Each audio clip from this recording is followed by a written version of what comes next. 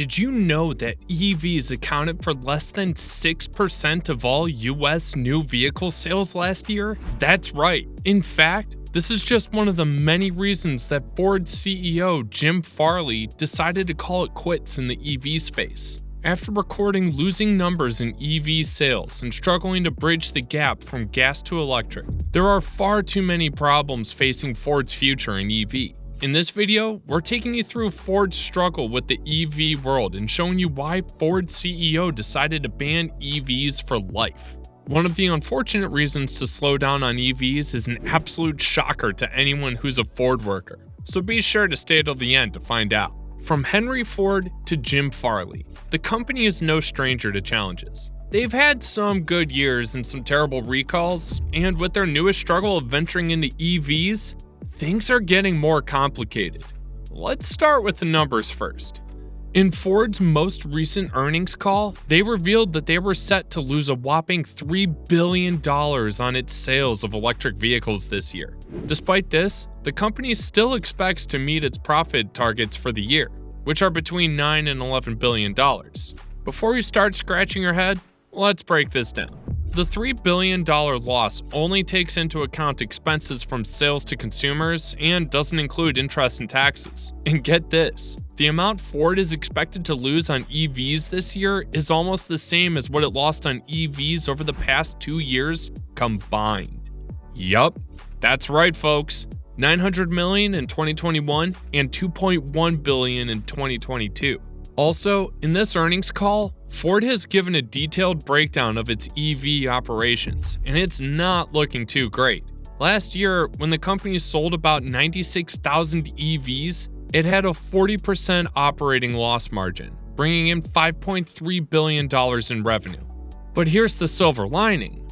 Ford expects to turn things around soon and make a profit of around 8% by the end of 2026. That means keeping the ship afloat for 3 years before it can be profitable. It's bold how, even with these numbers, Ford plans to increase production of EVs to bring the global annual rate to 2 million by the end of 2026. However, even if it meets its profit margin goals, it still won't be as profitable as Tesla, the leader in the EV market. In the fourth quarter, Tesla reported a 22% profit margin, excluding interest and taxes, as well as depreciation and amortization. This shows that while legacy automakers struggle to make a profit on electric cars, Tesla is miles ahead. Ford CFO John Lawler was questioned about whether or not the company could hit its EV profit goals. And what did he say? He claimed that Ford is confident with its projection, partly because of the number of Tesla alumni it's been able to hire away. They have to go for Tesla alumni partly because of how they are the good talent Ford needs. Ford isn't just looking to build a killer EV, they're also on the hunt for top talent.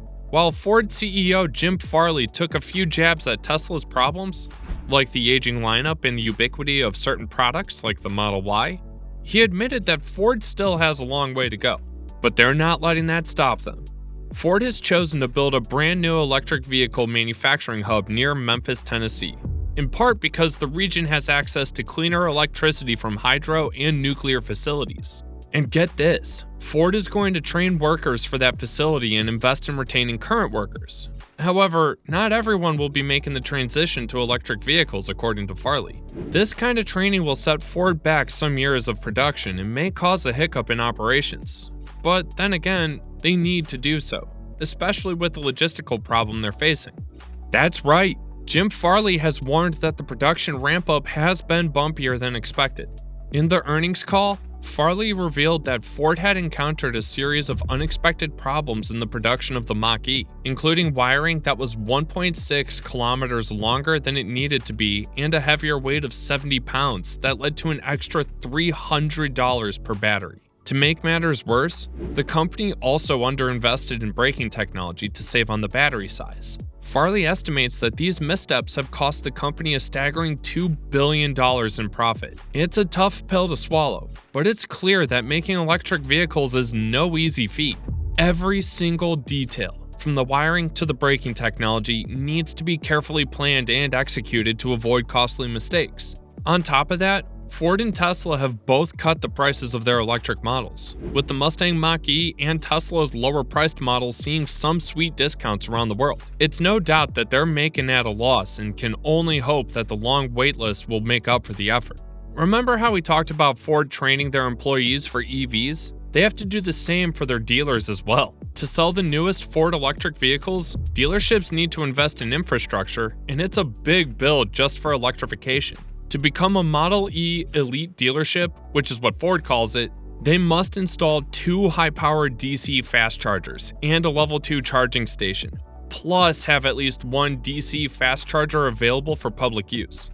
This sounds good for customers, but to dealers, that's somewhere between $1 and $1.2 million, with the bulk of the cost going towards purchasing and installing charging infrastructure. Because of these heavy costs, Ford CEO Jim Farley revealed recently that 65% of Ford's US dealerships had agreed to the new terms and became Model E certified. That still leaves about 1/3 of its dealer network without the ability to sell a single fully electric Ford vehicle from January 1st, 2024 to at least January 1st, 2027. For dealers, the new EV certification program requires not only a monetary investment, but also training staff on EVs. The top-tier certification can cost a dealership up to $1.2 million, but gives them first dibs on new EVs and allocates them more inventory. It's good for Ford, it's just that the initial investment is expensive, said Devron Stevenson, general manager of Bannister Ford of Marlow Heights in Maryland. Stevenson's dealership is gearing up to install level 3 fast chargers this year, which can top up an EV in minutes, but require dedicated grid connections and specialized electrical hardware. But even if dealerships invest in infrastructure, the bigger question is whether people will buy the electric vehicles to make this all worthwhile or not.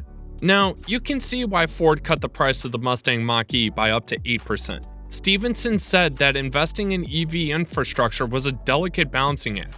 It's going to depend. How fast can we get them? Can we afford them? Does it make sense overall in the next 24 months? To me, it's a bit of a toss-up. Finally, we placed the mic in front of Jim Farley, who recently spoke at Wall Street Journal's Future of Everything conference and made some candid remarks about the company's future in electric vehicles. While discussing the transition to next-generation digital and electric cars, Farley summarized Ford's struggle and shared that they need to find the talent to fully embrace this new era of automotive technology. According to Farley, this is the hard part. I'm not sure we can upskill everyone. I don't think they're going to make it. There's a new skill set we're going to need, and I don't think I can teach everyone. It'll take too much time, so there's going to be disruption in this transition. Despite these challenges, Farley remains confident that Ford can succeed in the transition to electric vehicles. He sees the shift as a necessary step for the company's long-term success, and he believes that the disruption it causes will ultimately be worth it.